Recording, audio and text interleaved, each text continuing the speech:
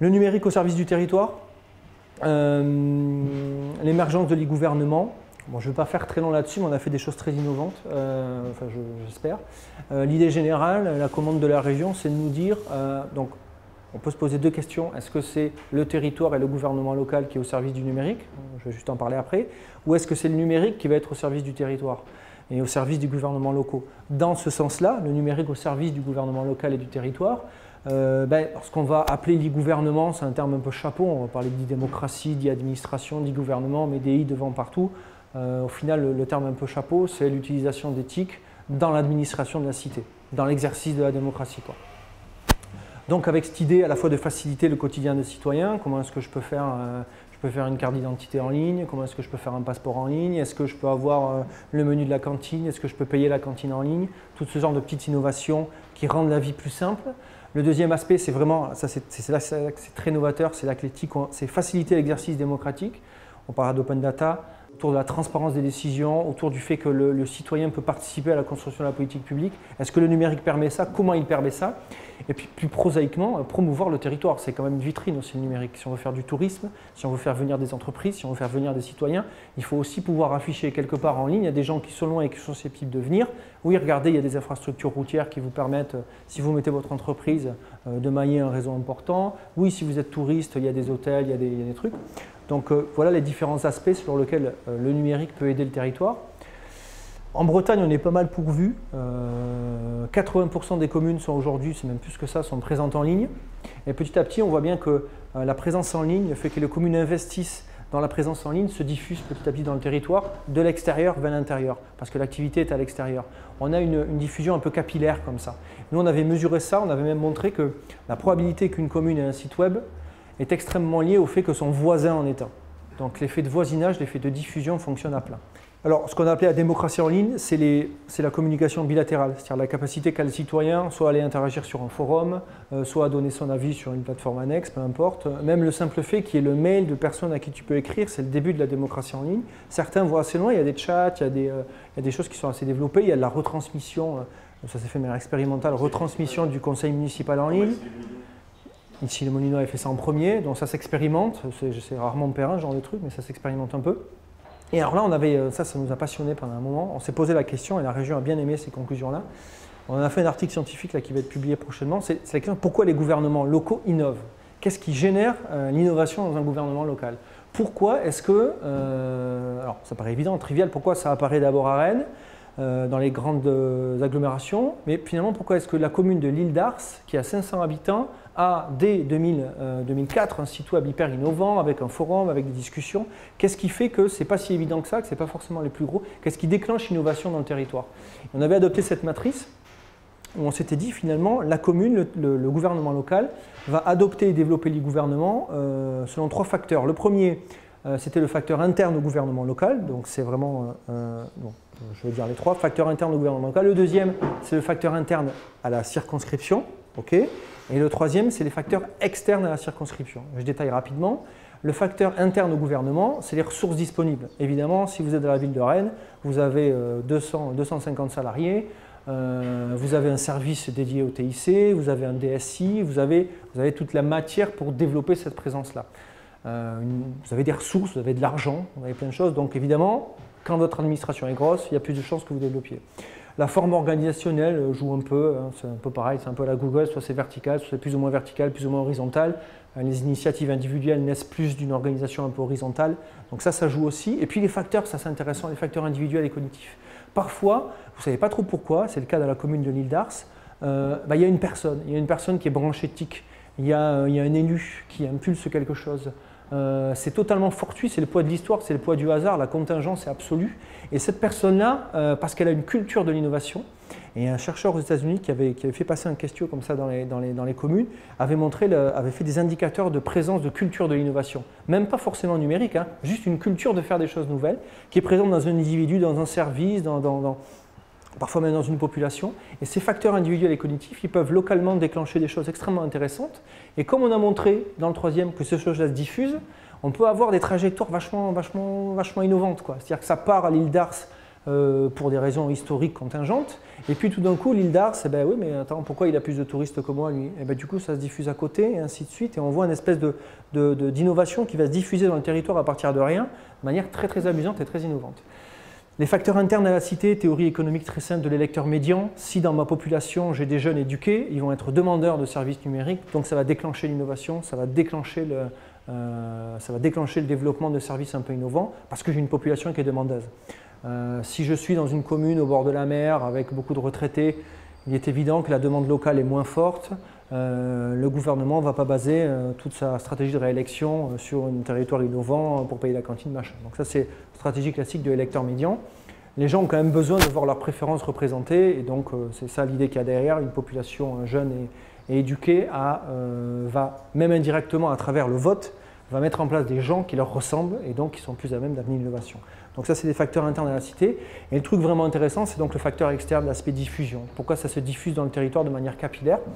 D'abord, il y a des effets d'apprentissage. L'innovation, c'est risqué. Tu l'as dit, tu as des taux d'échec de 87% autour de la Silicon Valley. Quand tu es un petit maire d'une petite commune, que tu dois investir des sous pour une appli qui permet de payer la cantine, c'est un gros risque pour toi financier.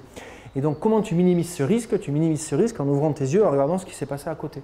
Si la commune d'à côté l'a fait, donc la commune d'à côté est un peu comme la mienne. Je regarde ce qui se passe à côté et j'apprends de ce qui se passe à côté, ça minimise le risque que je me plante. Donc ça, c'est un effet d'apprentissage. Toute l'idée de se conformer à une norme, à partir du moment où toutes les communes autour de moi ont un site web, moi j'ai envie de faire comme eux, juste parce que j'ai envie de faire comme eux. Ça, c'est le force de la norme. L'effet de concurrence, ça marche à plein dans le secteur touristique. La commune d'à côté, elle a une super vitrine, elle met ses campings en avant, machin, elle est pleine, moi non, je vais faire pareil. Parce que sinon, les touristes, ils vont à la commune d'à côté, ils ne vont pas là. En Bretagne, ça marche vachement sur tout le littoral, parce qu'il y a des touristes en Bretagne. Et puis l'effet de coercition, alors ça c'est l'effet vertical, hein, c'est quand même l'idée qu'à un moment donné, on peut impulser aussi la région, on peut impulser et dire, bon ben voilà, je donne de l'argent, par exemple ils le font, la région aujourd'hui finance le développement de sites web des EPCI. Elle donne de l'argent pour que les EPCI fassent des sites web partagés avec les communes. D'accord ? Donc là on a un effet de coercition qui emprunte une trajectoire plus verticale qu'horizontale. Plutôt que de se demander qu'est-ce que le numérique peut faire pour le territoire et le gouvernement, qu'est-ce que le gouvernement peut faire pour le numérique? Là on revient tout à fait sur ce qu'on a raconté tout à l'heure. Donc je vais juste le dire un peu différemment, mais nous, ce dont on parle, c'est l'État programmateur contre l'État facilitateur. C'est deux conceptions. Au début de la Silicon Valley, il y avait la concurrence avec la route 128 dans le Massachusetts. Un autre cluster autour de Harvard, autour de tout ça. Pareil, il y avait de bonnes caractéristiques, il y avait de la grosse entreprise, Intel était là-bas, tu avais Harvard de la MIT, bon en termes de connaissances c'est pas trop mal. Et puis de côté tu avais la Silicon Valley, il n'y avait rien. Pourquoi est-ce que ça a basculé d'un côté comme de l'autre? Et les deux modèles qui s'opposent, c'est le modèle de la route 128, c'était l'État programmateur, ça fonctionnait sur la commande publique. Et de l'autre côté, tu avais l'État facilitateur avec alors l'État programmateur, donc l'idée vraiment que on va même au niveau local, hein, pas forcément l'État au sens national, mais ça peut être un gouvernement local, la région, le département, les provinces chez vous, une commune, va impulser, va donner de l'argent, va faire un chèque pour acheter des ordis, pour machin. Ça, c'est l'État programmateur. Je vais parler du plan région 2030, le plan THD 2030 à la région Bretagne. C'est la programmation, vraiment, ça vient d'en haut, on programme le développement. Ça a quand même des avantages, c'est que l'action publique est lisible, et c'est pour ça que ça remporte un fort succès. On parlait d'évaluation. Donc c'est facile, c'est pour ça que le secteur public aime ça, parce qu'on peut facilement voir ce que ça a donné. Très facile d'évaluer la politique publique quand elle est quantifiable avec des zéros. Et puis ça a quand même, qu'on le veuille ou non, fait un peu ses preuves quand il s'agissait de générer l'innovation. Ce n'est pas l'innovation de la Silicon Valley, mais bon, ça crée des choses. Et puis versus, alors je ne veux pas opposer les deux parce que c'est souvent un mix des deux, l'État facilitateur, c'est la création d'un environnement favorable. C'est vraiment de dire, il y a des territoires dans lesquels il y a des jeunes qui sont un peu artistes, qui sont un peu underground, qui sont gays, et cette population-là, on sait qu'elle a une plus grande propension à générer de l'innovation, quoi. Et donc ça ne peut pas se commander. C'est avoir une politique artistique, c'est avoir une politique culturelle. Et ça, le problème de ça entretient tout le mythe de la Silicon Valley. Le problème de ça, c'est que c'est difficile à mesurer. Typiquement, c'est mettre une cantine, quoi. Voilà, mettre une cantine, vous mettez des sous dans un lieu, allez évaluer ce que ce lieu a créé, c'est compliqué, quoi. Vous allez saler deux salaires de permanent sur 3 ans, ça ne suffit pas. Par contre, ça a pu coûter beaucoup d'argent mettre une cantine. Simplement, les gens vont se rencontrer, il va se brasser des choses, ils vont se rencontrer là, mais ils vont faire un business ailleurs. Donc ça, c'est beaucoup plus difficile d'évaluer quand on veut être un État facilitateur. C'est beaucoup plus difficile d'évaluer. Mais par contre, on sait que ça peut générer des choses beaucoup plus grandes, beaucoup plus disruptives que de l'investissement via la commande publique. Donc voilà, et finalement, je crois qu'on peut lire la stratégie d'un territoire à chaque fois à travers ce balancier un peu entre la partie programmatrice et la partie facilitatrice, créatrice d'un environnement favorable.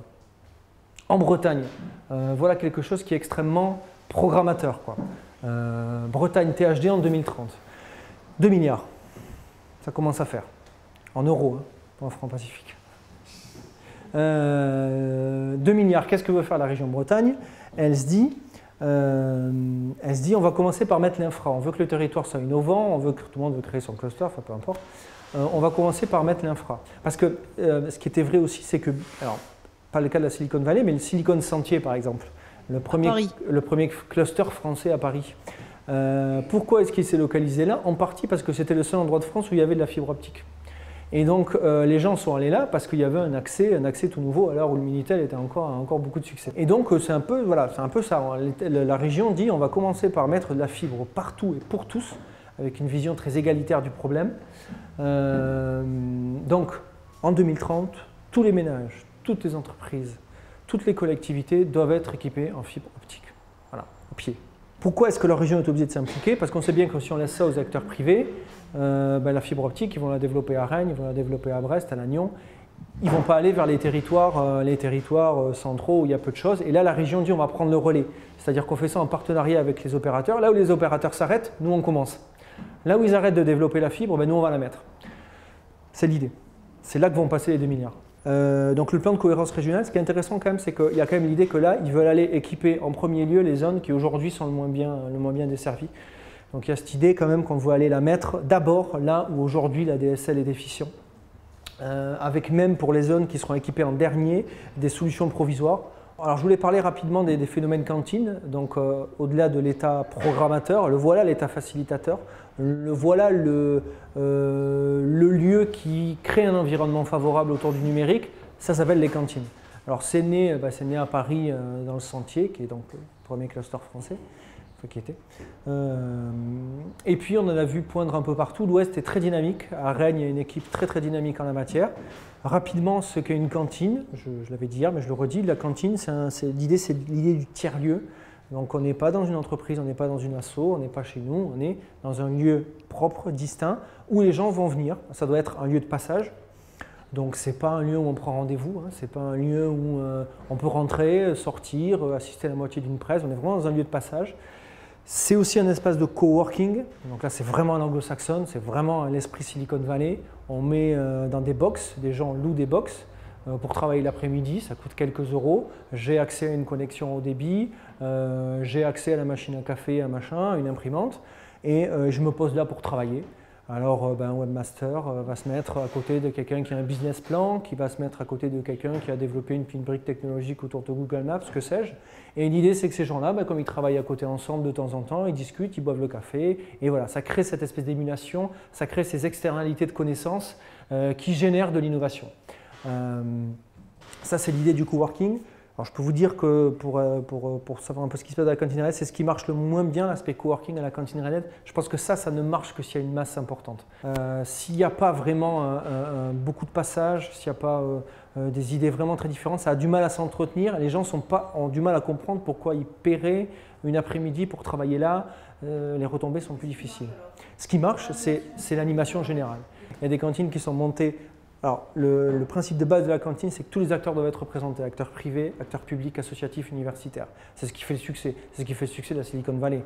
S'il manque l'université, la Silicon Valley n'existe pas. S'il manque les capital ventures, elle n'existe pas. Bon. Donc voilà, il faut mélanger un peu tout ça. Il faut que tous les acteurs, par contre, là où elle diffère, c'est dans le mode de financement, hein, comme toujours, hein, c'est le nerf de la guerre. Hein. C'est qui la finance cette cantine. Donc même les cantines ont des esprits, tout en étant des partenariats qui se ressemblent un peu. Elles ont des esprits en fonction de qui finance, en fonction de qui vient y faire des choses. Autre chose importante, elles doivent être centrales. C'est la grande difficulté. Pour que ce soit un lieu de passage, il faut que ce soit par définition un lieu où tout le monde passe. Il se passe toujours quelque chose à la cantine. Quel que soit le moment où vous y alliez, il y a toujours de la cantine. Les médias sont très présents aussi. Les gens de Ouest France, du Télégramme, viennent souvent présenter des choses.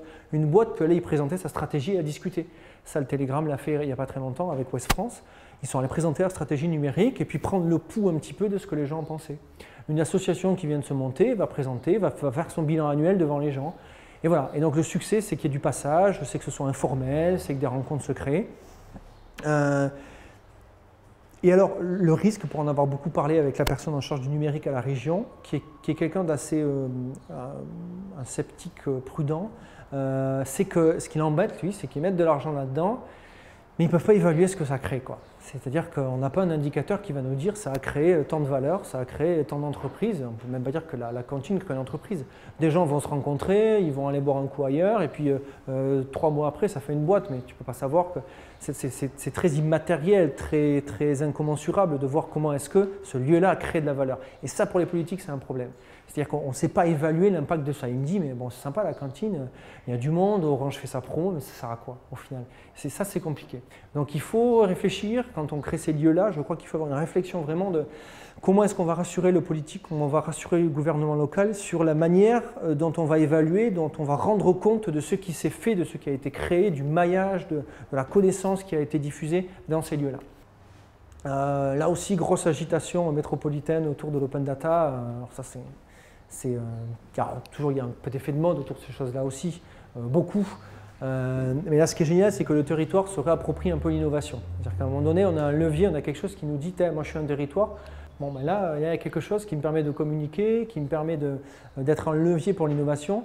Juste aux racines de ce mouvement, je disais hier, c'est un mouvement libéral anglo-saxon. Le point de départ, c'est le Guardian a joué un rôle extrêmement important dans le succès de l'open data. C'est un article du Guardian qui s'intitulait « Rends-nous les bijoux de la reine ». Ils avaient observé que les données géographiques de la ville de Londres, elles étaient donc payées par le contribuable, qui payait les gens qui venaient, et puis de l'autre côté, elles étaient, comme en France, données à un service qui les faisait payer via une licence. Donc en faux, le contribuable, il les payait 2 fois la donnée géographique pour la financer et pour la recevoir. Et ils avaient dit, voilà, ça c'est pas normal. Donc là, il y a une donnée qui est publique et qui est appropriée par un acteur.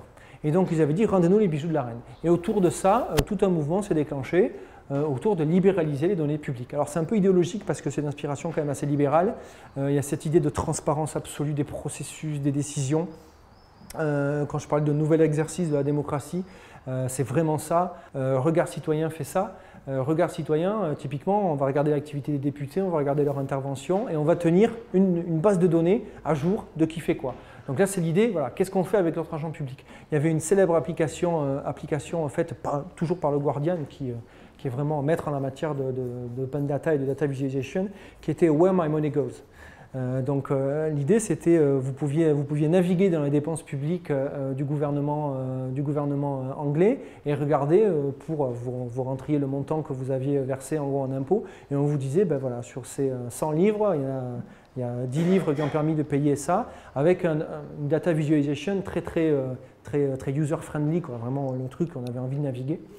Donc un mélange d'open data, un mélange de data visualization vachement ludique, et puis en même temps, on crée une information qui était avant quelque part dans des tiroirs masqués, on la rend accessible, on la met dans un format intelligible, c'est-à-dire qu'on va créer des bases de données, on appelle ça des données brutes, qu'on peut télécharger, on peut se servir et on peut les réutiliser pour faire tout un tas de choses, quoi. Alors ça sert qui? Ça sert le journalisme de données, qui est beaucoup plus à même de nous donner de l'information sur ce qui se passe, sur ce qui est fait avec l'argent public et tout ça. Parfois même des entreprises privées pratiquent l'open data, mettent des comptes, bon bref, donc c'est pas réservé au public, le mouvement d'ouverture des données.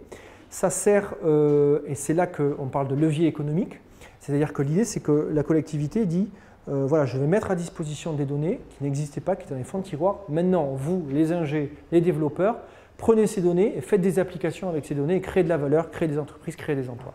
À Rennes, on a libéralisé les données de transport public grâce à Keolis, un accord avec Keolis. Donc des données sur là où passent les bus, à quelle heure ils passent, tout ça, mélangé avec les données d'information géographique.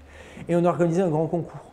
Ce grand concours, c'était, voilà, on a des données de transport. Maintenant, programmeurs, imaginez des applications pour smartphone qui utilisent ces données-là et qui puissent créer quelque chose d'intérêt public ou autre. Le territoire donne une matière première. Cette matière première, c'est celle qui va créer la valeur du secteur privé. C'est l'idée générale. On voit bien que c'est ancrer l'innovation dans le territoire. Quand vous êtes un gouvernement et que vous faites un chèque à Alcatel, pourquoi j'ai rien contre Alcatel, hein, vous ne savez pas où il va finalement. C'est-à-dire que le chèque il va peut-être créer des emplois qui seront ceux qui ne seront pas sur votre territoire et qui seront ailleurs. Là, quand vous libéralisez des données, vous êtes sûr que ce qui va être créé utilise les données du territoire, donc on va créer de l'activité sur le territoire. Donc en donnant cette donnée-là, là on a une politique publique dont on est à peu près certain qu'elle va être un levier ici, et pas ailleurs. Et ça, je pense que c'est déterminant pour un gouvernement local. Quelques exemples. Il y a une structure de l'État français qui a été créée pour aider les collectivités locales et toutes les administrations, c'est État Lab justement, sur les formats de fichiers, sur les bonnes pratiques, etc. Ouais. État Lab. Ouais, E-T-A-L-A-B. Parce que l'harmonisation et tout ça, c'est un énorme ouais. Un exemple génial, juste en DIMAP. En DIMAP, donc ce sont deux ingés, de programmeurs, qui avaient pris ces données de la ville de Rennes. Et puis vous avez vu qu'il y avait une colonne qui était le soubassement des trottoirs. Il y a une colonne où il y a marqué quand le trottoir a un petit truc comme ça. Là. Et donc ils se sont dit qu'est-ce qu'on va faire avec ça? Eh bien, on va créer une application qui va générer des tracés pour les personnes handicapées. C'est-à-dire qu'elle va générer une personne handicapée à mobilité réduite, va mettre son trajet, je vais aller de là à là, et puis il est capable de lui dire le trajet qui va lui permettre d'aller de ce point à un autre en empruntant les soubassements et les endroits où il peut monter. Et donc ça l'a remporté un très très fort succès. Donc voilà, typiquement il y avait une colonne, personne ne savait à quoi elle servait dans la base de données. Les deux mecs ils ont pris ça, ils ont créé une appli qui cartonne en plus d'intérêt public là pour le coup. Un petit exemple aussi, VUSE, c'est très connu. Alors là, ça utilise beaucoup les données de l'INSEE, ça s'est développé à Paris, je crois qu'il y en a une à Nantes aussi. Là, vous êtes, c'est marrant, vous êtes dans un quartier et ça recense toutes les données de l'INSEE sur la rente, sur le fait qu'il y ait des jardins. Donc ça mélange tout, ça mélange des données INSEE sur le pouvoir d'achat des gens qui y habitent, sur la criminalité, bon, il y en a moins. Ça mélange des données locales sur l'existence de zones vertes, de parcs, tout ça. Et donc vous êtes là, vous êtes géolocalisé et on vous dit voilà comment est le quartier avec une note globale de 6,3. Voilà, en termes de culture 5,3, il y a un cinéma, il y a des bibliothèques, en termes de sécurité 3,3, donc il y a beaucoup de criminalité là, donc je ne vais peut-être pas m'installer là, ainsi de suite. Et donc tout ça n'est basé que sur des données publiques. Là je pense qu'il y a même une version payante, donc on est dans des applis commerciales. Hein. Pas simplement, quelques limites quand même à l'open data. Contrairement à ce qu'on croit, ça ne se fait pas comme ça. C'est coûteux, la donnée à harmoniser, c'est vachement compliqué. Le site d'open data au monde, c'est datagouv.us, impulsé par Obama d'ailleurs. Il a une réduction de ses crédits importants parce qu'on se rend compte que si on veut harmoniser toutes les données des États-Unis, ça coûte un pognon pas possible. Harmoniser et mettre à jour parce que c'est des données qui évoluent. Donc le travail d'État Lab est important. Donc on est encore dans une structure juridiquement, ce n'est pas du tout établi encore, il n'y a pas de normes juridiques véritablement derrière tout ça. Et le dernier, la transparence inhibitrice, il y avait un article intéressant là-dessus de mecs qui disaient qu'il faut faire gaffe quand on libéralise, quand on rend les trucs trop transparents, il y a des gens qui se mettent à plus faire parce qu'ils ont peur qu'on soit en permanence jugé et observé. Si on rend transparent trop les processus de décision qui conduisent à ce qui vont du travail, d'un groupe de travail en passant par la secrétaire qui rédige, il y a des gens qui se disent si je sais que ce que je suis en train d'écrire pour les élus va être observé demain, je ne vais pas écrire la même chose, quoi. Je ne vais pas faire les mêmes recommandations. Et donc il ne faut pas oublier que le fait d'être observé, le fait de savoir que ce que je produis va être mis à disposition d'autres, ça peut modifier la manière dont moi je fais les choses. Et ça peut créer de l'inhibition, donc il y a une réflexion aussi là-dessus sur quelles données ouvrir. Il y a quand même des données sensibles, il faut se poser des questions éthiques aussi. Alors, il ne faut pas tout ouvrir, tout ne doit pas forcément être transparent. Donc il y a aussi des zones de prudence à avoir là-dessus. Écoutez, je crois que j'ai à peu près fait le tour. Très bien. Si ça vous va. C'est parfait.